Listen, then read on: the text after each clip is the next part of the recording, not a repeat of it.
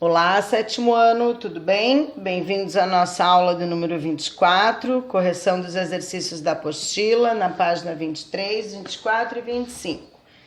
Na página 23, então, era para vocês brincarem do vulcão e as respostas daqui de baixo. A professora já comentou com vocês na aula passada. O que acontece com os ingredientes? Acontece uma reação química que produz o CO2, que faz a espuma, né? É o que borbulha, é o que vaza para fora e representa a lava.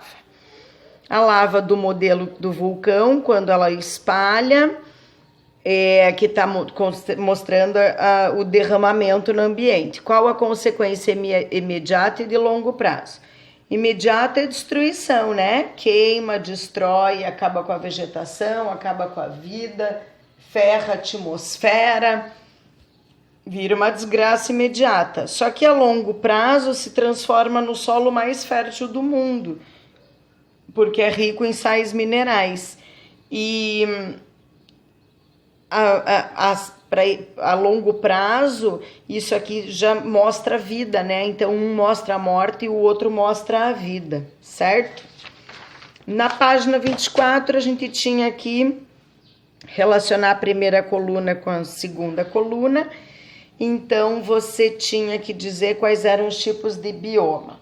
Então, o primeiro era a floresta sazonal temperada, porque os animais hibernam, né? Então, a gente já está falando de urso, a gente está falando de animais desse tipo.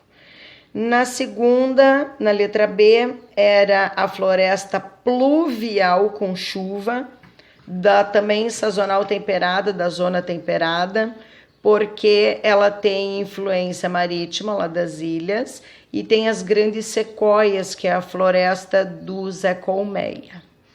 Na letra C é a floresta pluvial tropical, a nossa, a Amazônia, porque ela tem as copas de árvore densa, então, e perene é para sempre, em que a gente chama de floresta pluvial ombrófila densa. E o último, a taiga, que é a vegetação que congela, né? Então, abaixo de 5 graus, bosques e com pinheiros. No 2 era para você marcar as afirmativas. Cuidado com isso no vestibular, no Enem, em cursos, em concursos, porque tem que ler corretamente as questões, tá?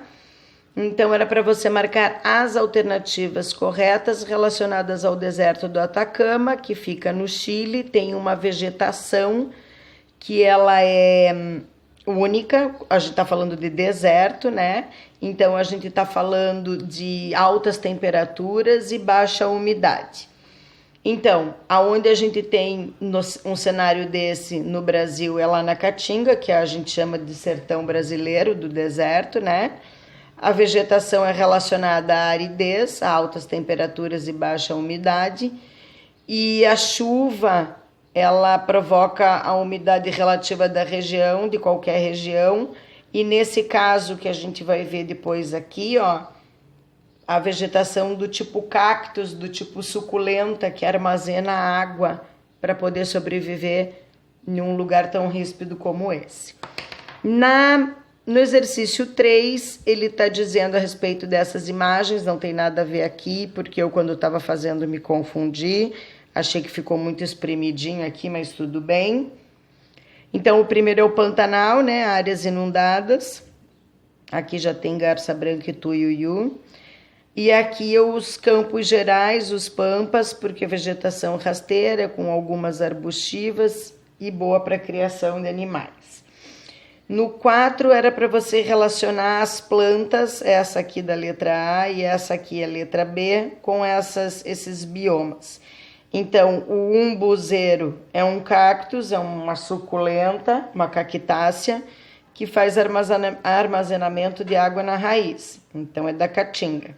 E a outra é um espinheiro, que regenera depois da queimada, também é um tipo de suculenta, só que ela tem os espinhos, né?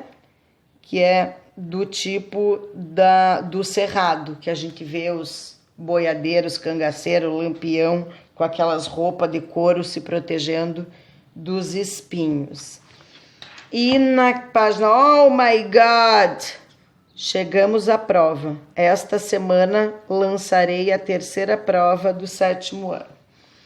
Aqui no exercício 5, a mesma coisa, as afirmativas, cuidado, que era para relacionar com a deriva continental. Então, era para ver a Pangeia, né, que foi o supercontinente, a crosta terrestre, que é formada por placas tectônicas, e o Brasil e a África, que formavam a Gondwana.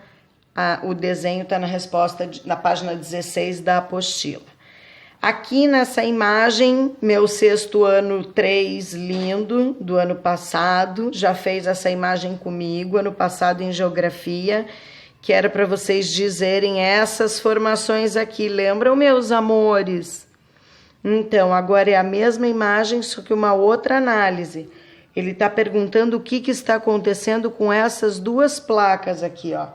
A gente viu numa página anterior da apostila que para fazer esse pregamento aqui e para fazer o surgimento do vulcanismo, comprimir o magma assim, elas estão fazendo compressão, elas estão se afrontando no fundo do mar, tá? Isso também faz com que surjam ilhas vulcânicas.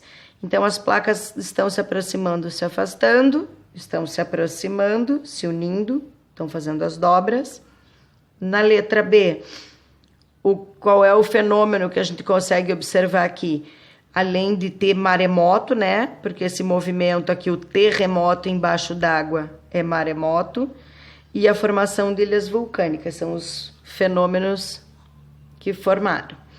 O Brasil está no centro da placa da crosta terrestre, da placa tectônica sul-americana, por isso que a gente não tem vulcão. Isso é verdadeiro ou é falso? É verdadeiro, os fenômenos de vulcanismo e terremoto, abalo sísmico, tendem a ocorrer mais nas bordas das placas, né? Aí aqui embaixo já contradiz o que diz aqui em cima, porque aqui já está mostrando que Fernando de Noronha, formado por 19 ilhas, formado por vulcanismo, por terreno vulcânico, mostrando que agora só tem a variação, o intemperismo, que faz o esculpe os morros de Fernando Noronha. Fernando Noronha foi formado como? Por atividade vulcânica submarina, sim. Com base nesse conhecimento, qual é o tipo que vai formar de rocha lá? É a rocha ígnea ou magmática. Só um pouquinho. Na página 18, a gente tem aqui as placas tectônicas, a distribuição das placas tectônicas no planeta Terra. Então, aqui está o Brasil e Fernando de Noronha está aqui, né? As 18 ilhas, 19 com a maior. Então, você pode perceber que, claro, que nessa escala ficou tudo amontoado, mas está próximo de uma borda da placa sul-americana, tá? E por hoje é só. Vou lançar para vocês a prova e daí depois da prova, conteúdo novo, tá bom? Um beijo, fiquem com Deus e até a próxima.